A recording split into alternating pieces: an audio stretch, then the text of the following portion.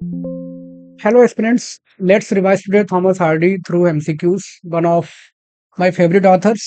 The first question on your screen is Hardy was born in which region of England?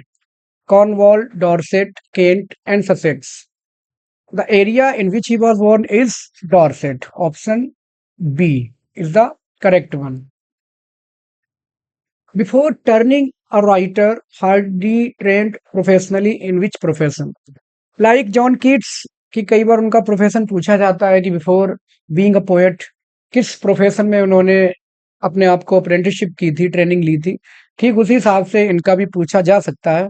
तो before turning writer he was trained in as a architect. As a architect इन्होंने अपने आप को training दिलवाई थी। Hardy was deeply influenced by which of the following? Darwin's Origin of Species, Rousseau's Confessions, Marx Das Kapital and Freud's Interpretation of Dreams. Darwin's origin of species से काफी ये प्रभावित थे। Hardy described his philosophy as nihilism, fatalism, and meliorism and optimism. Actually इनके बारे में अक्सर कहा जाता है कि ये फैटलिस्ट थे, या फिर एक और टर्म इनके बारे में कहा जाता है दैट इज पेसिमिज्म, निराशावादी थे, ऐसा इनके बारे में कहा जाता है। लेकिन इन्होंने कहा था कि नहीं, मैं ऐसा नहीं हूं, मैं हूं कहने का मतलब इनकी जो फिलोसफी थी वो थी मेलियरिज्म। अब ये जो मेलियर टर्म है, ये मेलियरिज्म बना है मेलियर से, जो कि एक लाटिन लैंग्वेज का टर्म है, लाटिन लैंग्वेज से लिया गया है, जिसका मतलब होता है बेटर। बेटर। अब इसका थोड़ा सा जान लेते हैं। Meliorism is that philosophy in which person believes that society or human world can be made better through human efforts। मानव अपने प्रयासों से सोसाइटी को, दुनिया को और अच्छा बना सकता है। इस फिलोसफी में विश्वास रखने वाले को या इस फिलोसफी को ही मेलियरिज्म कहा जाता है। मेलियरिज्म इनकी फिलोसफी थी। Who called Hardy the greatest tragic novelist in English? D.H. Lawrence, Virginia Woolf, T.S. Eliot, E.M. Foster। तो वैसे तो ट्रेजिक प्लेराइट कई सारे हैं, लेकिन नॉवलिस्ट की बात करें तो यही दिखते हैं ज्यादातर। तो डीएच लॉरेंस ने कहा है ऐसा। D H Lawrence has said it. Hardy's ashes are interred in Saint Paul's Cathedral, Poets' Corner, Westminster Abbey, Dorchester Abbey और Stinsford churchyard. Poets' Corner, Westminster Abbey. वैसे तो ये नोबलिस्ट थे, लेकिन जगह इनको मिली है पोइट्स कॉर्नर में। Who composed Hardy's epitaph? Rudyard Kipling, A.E. Housman, T.S. Eliot and Robert Bridges। तो इनका जो एपिटफ है, जिसको कह सकते हैं कि कब्र पे लिखवाते थे बहुत सारे पोइट्स अपने, कि हाँ मेरे मरने के बाद मेरी कब्र पे इसको कुरेद दिया जाए, तो रुडयार्ड किपलिंग ने उसको कंपोज किया था, और जिसका मतलब था, हम कह सकते हैं कि लिखा था कि for the service of truth I will be available. इस टाइप से उसका मतलब है कि सर्विस ऑफ ट्रुथ में हमेशा पाया जाऊंगा। I shall be found, I shall be found in service of truth. ये इनका एपिटफ है, सर्विस ऑफ ट्रुथ। ये रुडयार्ड किपलिंग ने कंपोज किया था। वैसे इनका खुद का भी एक था, जो इन्होंने लिखा था कि I never cared for life but life cared for me. अगर इनका खुद का पूछा जाए तो हम कह सकते हैं, लेकिन किसने कंपोज किया इनके लिए, तो वो है Rudyard Kipling. Which was Hardy's first published novel? Novel बहुत सारे लिखे हैं उन्होंने, लेकिन फर्स्ट और पब्लिश्ड कौन सा था? Under the greenwood tree, desperate remedies, a pair of blue eyes, far from the madding crowd. तो इनका फर्स्ट पब्लिश्ड नॉवल था B, desperate remedies. It was his first published novel, desperate remedies. Desperate remedies was publish in which year? किस साल इसको publish किया गया था? 1869, 71, 74, 78। 1871 में ये नॉवल पब्लिश हुआ था, first publish novel desperate Remedies in 1871। Under the greenwood Tree is subtitled. A pastoral comedy, a rural painting of the Dutch school, a tale of Wessex life, a pure woman. तो किसका सब title है? तो ये Under the green book tree का a rural painting of the Dutch school is the subtitle of this novel. A pair of blue eyes introduce the famous Egdon Heath description, cliffhanger scene, wife sailing scene और Mellstock coir. तो ये जो Mellstock coir है और एग्डन Heath, Cliff hanger, ये famous places होते हैं, जगह होती हैं जो कहीं ना कहीं उनके नॉवल में शामिल की जाती हैं. तो पेयर ऑफ ब्लू आइज में क्या मिलता है? Cliffhanger scene. Cliffhanger scene जो है इसके लिए फेमस है. When was far from the madding crowd was published. चलिए यहाँ पे वॉज डबल हो गया है, इट इज अननेसेसरी. कब पब्लिश हुआ था? 1872, 74, 76 और 78. तो ये पब्लिश हुआ था 1874 में.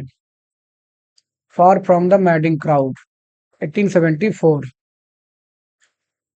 Bathsheba Everdeen is heroine of which of the following novel? The Woodlanders, Far from the Madding Crowd, Tales of the D'Urbervilles, The Return of the Native. Far from the madding Crowd से ये popular heroine है Bathsheba Everdene. The Return of the Native was published in which year? 1876, 1878, 80, 84. कब publish हुआ था? 1878. 1878.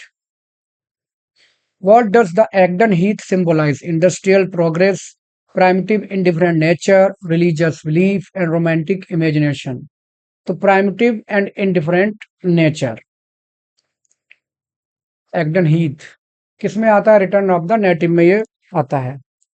स्टैशिया Vye is heroine of which of the following? The Woodlanders, The Return of the Native, Tess of the d'Urbervilles, Jude the Obscure. तो Return of the native में ये heroine है उसकी. In which way is Clym Yeobright known in the novel? The novel यहाँ पे कौन है? The Return of the Native की मैं बात कर रहा हूँ. तो जो हीरो है क्लिम ऑफ राइट, कैसे उसको जाना जाता है लोकल लोगों के बीच में? क्या बोलते हैं उसको? The native of Egdon Heath. The native of Egdon Heath. The mayor of Casterbridge was published in which year? 1881, 84, 86, 88. कब आया था ये? तो ये आया था 1886 में. The mayor of Casterbridge. Which novel ends with the mentioned line? Happiness was but the occasional episode in a general drama of pain. काफी इनकी पॉपुलर फेमस लाइन है. किस नॉवेल में है ये? The mayor of Casterbridge, Jude the Obscure, The Return of the Native, Tess of the d'Urbervilles. तो ये ली गई है टेस ऑफ द डर्वरविल्स से. Tess of the d'Urbervilles. Tess of the d'Urbervilles was published in which year? कब publish हुआ था ये? 1891 में ये पब्लिश हुआ था. Tess of the d'Urbervilles. What is Tess subtitle? इसका सब टाइटल क्या है? A pure woman faithfully presented Wessex tragedy tale of rural life, a drama of fate. A pure woman faithfully presented is the subtitle of this novel. How is Alec d'Urberville related to Tess in the novel? क्या है उसका husband, seducer, cousin and father? तो ये seducer है. सबसे पहले उसको seduces करके हम ये कह सकते हैं कि डिस्ट्रॉयर कहना चाहिए इसको. उसकी सारी जिंदगी, रेपुटेशन, उसकी खुशियों का यही पूरी जड़ था. एलेक डिस्ट्रॉयर कहना चाहिए इसको कायदे में. In which prison Tess is executed? Winchester prison, Dorchester prison, Caster prison और लंदन प्रिजन. तो कहाँ पे ये इसको एग्जीक्यूट किया गया था? तो that is Winchester prison. Winchester prison में ही इसको फांसी दी जाती है टेस को, एलेक की हत्या के चक्कर में.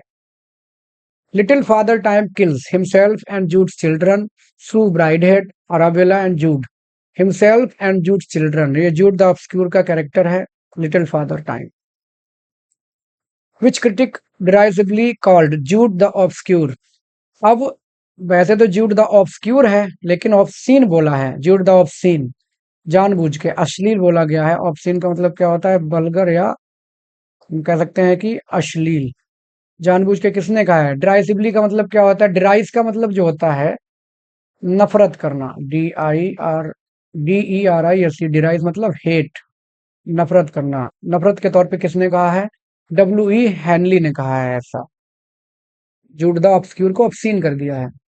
After the अप्रोर over Jude the Obscure, Hardy turned to drama, stopped writing novels, moved to France, became a critic. Stopped writing novels. Jude the Obscure Thomas Hardy का अंतिम नॉवल था। इसके बाद उन्होंने नॉवल लिखना छोड़ दिया था क्योंकि इसकी थीम और इसको अश्लील बोला गया था, तो बहुत ज्यादा वो हर्ट हुए और वो पोएट्री की तरफ मुड़ गए। Hardy's fictional setting Wessex correspondents mainly to. Wessex उन्होंने किस एरिया को कन्वर्ट कर दिया अपने नॉवेल्स में? असल में वो एरिया क्या है? That is Dorset and surrounding counties. आसपास का जो एरिया है उसको इन्होंने वेसेक्स कन्वर्ट कर दिया है। In which category Hardy's philosophy is placed? Optimism, determinism and fatalism, romantic escapism और रिलीजियस आइडियलिज्म। तो डिटर्मिनिज्म एंड फेडरलिज्म इनको कहा जाता है, बाकी लोग कहते हैं, लेकिन इनकी खुद की जो फिलोसफी थी, उन्होंने खुद अपने बारे में बोला था, वो क्या है हम डिस्कस कर चुके हैं। Meliorism, believer in better world. How does Hardy often use nature in his novels? A consoling presence, a hostile indifferent force, a comic background, or religious symbol। तो ये हॉस्टाइल इंडिफरेंस फोर्स मानते हैं nature को, क्योंकि nature उनके characters में और ज्यादा उनकी परेशानी को बढ़ाती है, सॉल्व नहीं करती है। Hardy turned seriously to poetry after 1895, जब इन्होंने नोवेल लिखा ज्यूड द ऑब्सक्यूर, उसकी बहुत ज्यादा क्रिटिसिज्म हुई, ये परेशान हो गए, तो ये पोएट्री की तरफ मुड़ गए after 1895। Hardy's first volume of poems was, जब इनका फर्स्ट नॉवेल है that is desperate Remedies, first poem पूछी जाती है तो वो कौन सी हो सकती हैं? Wessex poem. Wessex poem his first poetry collection. When was Wessex poems published? अब 1895 के बाद ये मुड़ गए पोएट्री की तरफ, तो ये पब्लिश हुई थी 1896 में। 1896। Which poem laments the sinking of the Titanic? The Darkling Crush, The Convergence of the Twain, Drummer Hodge, Enduring Wind and Rain। तो है the convergence of the Twain, ये इनका टाइटेनिक के डूबने के ऊपर कंपोज की गई एक पोएम है इनकी। Hardy's poem drummer Hodge is about Crimean war, Boer war, world war first and Napoleon war. किसके बारे में है ये? तो ये बोअर वॉर के बारे में है, जो कि ब्लैक और व्हाइट पीपल के बीच में हुआ था अफ्रीका में। In the darkling thrust the bird symbolizes the voice of God, frail hope in a desolate world, romantic imagination and rural life। तो frail hope in desolate world की बात करती है पोएम। उम्मीद बहुत कम है, पूरी दुनिया डेजोलेट है, अलोन है। Virginia Woolf criticise Hardy for clumsy style, failure of form, but greatness of vision, too rustic, being sentimental। उन्होंने कहा कि विजन तो बहुत ग्रेट था इनका, लेकिन फॉर्म इनकी ना तो नोबल है ढंग से, ना कोई वो एपिक है, ना कुछ है, मतलब इनको फॉर्म समझ में नहीं आई इनके नोवेल्स की, तो इन्होंने क्रिटिसाइज किया है for failure for his form. According to T S. Eliot, Hardy lacked what? अब टी.एस. इलियट एक ऐसे क्रिटिक हुए हैं जिनको कभी किसी में परफेक्शन दिखी ही नहीं, because he always search for perfection. Vision, philosophy, style, religion. तो टी.एस. इलियट का मानना था कि हार्डी के अंदर लिखने का कोई स्टाइल तो है ही नहीं, he is writer without style. GK. Chesterton called Hardy's world view optimistic stoicism, pagan pessimism, Christian irony and mystical realism. तो पेगन पेसिमिज्म बोला है जी.के. चेस्टरटन ने। ज्यादा इनको पेसिमिस्टिक राइटर ही बोलते थे, बट ऐसे ये रियल में नहीं थे। Which of the following is Hardy's epic verse drama? The Dynasts, The Wanderer, Wessex Tales, Tragedy of Fate। तो द डायनेट्स इनका वर्स ड्रामा है। The Dynasts is a verse drama about, किसके बारे में? थीम क्या है? English civil war, Napoleonic wars, Boer war and Norman conquest. तो ये नेपोलियनिक वॉर के बारे में है, नेपोलियन युद्ध के बारे में है। The Dynasts Hardy's short story collection Wessex Tales. अब देखिए वेसेक्स पोएम्स इनकी फर्स्ट कलेक्शन ऑफ पोएट्री है। डेस्परेट रेमेडीज फर्स्ट नॉवेल है published. Wessex Tales in which year कब आई थी? 1878, 1888, 1895 एंड 1901। कब पब्लिश हुई थी ये? 1888 में। वेसेक्स टेल्स, ये टर्म इन्होंने बहुत ज़्यादा पॉपुलराइज कर दिया है, इसीलिए इनको रीजनल नोवेलिस्ट कहा जाता है। अपने इंडिया में भी हुए हैं एक रीजनल नोवेलिस्ट, क्षेत्रीय निबंधकार, क्या नाम था उनका? अगर आपको पता है तो आप बताइए। हार्डी's autobiography published posthumously is titled Life and Art of Thomas Hardy, The Life of Thomas Hardy, Hardy's Own Life and My Literary Life। तो the life of Thomas Hardy इनका कह सकते हैं इनकी आत्मकथा, जो कि पोस्टुमसली मतलब क्या होता है, आफ्टर डेथ पब्लिश की गई थी। इनकी जो सेकंड वाइफ थी उन्होंने पब्लिश कराई थी, सेकंड वाइफ के द्वारा इसको पब्लिश कराया गया था। Which Hardy character is often is described as the most stoic and enduring. जिसने सबसे ज्यादा सहा हो, सब कुछ सहा हो, बहुत ज्यादा एंड्यूरिंग है। स्टोइक मतलब जो बदला भी नहीं, एक तरफा प्यार करता रहा, और उसको बहुत एंड में जाकर के अवार्ड मिलता है। वो कौन है? Gabriel Oak, Jude Fawley, Michael Henchard and Giles Winterborne. कौन है? That is Gabriel Oak. और कौन से नोवेल से है? Far from the madding Crowd से। Whom does character is fate apply? Michael Henchard, Angel Clare, Jude Fawley and Gabriel Oak. तो Michael Henchard को ये अप्लाई होता है, कैरेक्टर इज फेट, ये वाला फ्रेज माइकल हेंशर्ड को डिस्क्राइब करता है। The Mellstock choir appears in which novel? Under the greenwood tree, the Woodlanders, the mayor of Casterbridge, the Dynasts. किसमें आता है?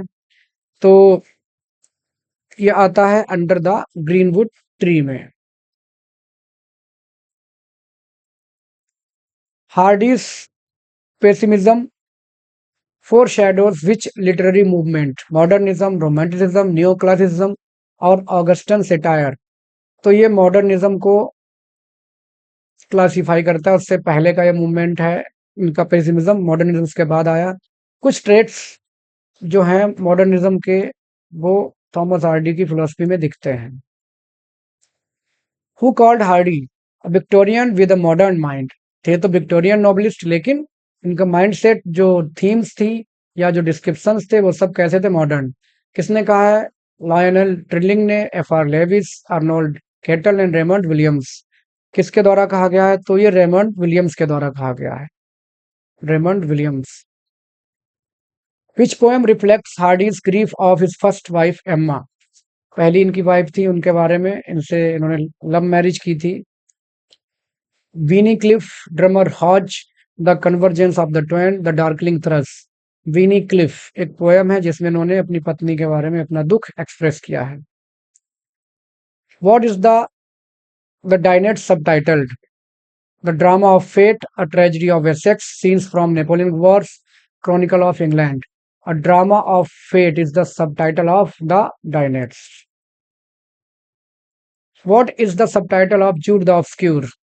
सबटाइटल पूछे जाते हैं, जितने भी क्वेश्चंस मैंने यहाँ कराए हैं आप एक बार फिर से देख लीजिएगा, या स्क्रीनशॉट ले लीजिएगा, या दोबारा पढ़ लीजिएगा, जैसे भी हो। सोर्स आपका कोई भी हो सकता है, क्योंकि मैं कभी नहीं कहता आप बार बार देखिए। वो आपको अगर अच्छा लगता है तो डेफिनेटली आप देखिए, नहीं अच्छा है तो नो प्रॉब्लम, लेकिन आप एक बार पढ़ लीजिएगा। सबटाइटल्स पूछे जाते हैं।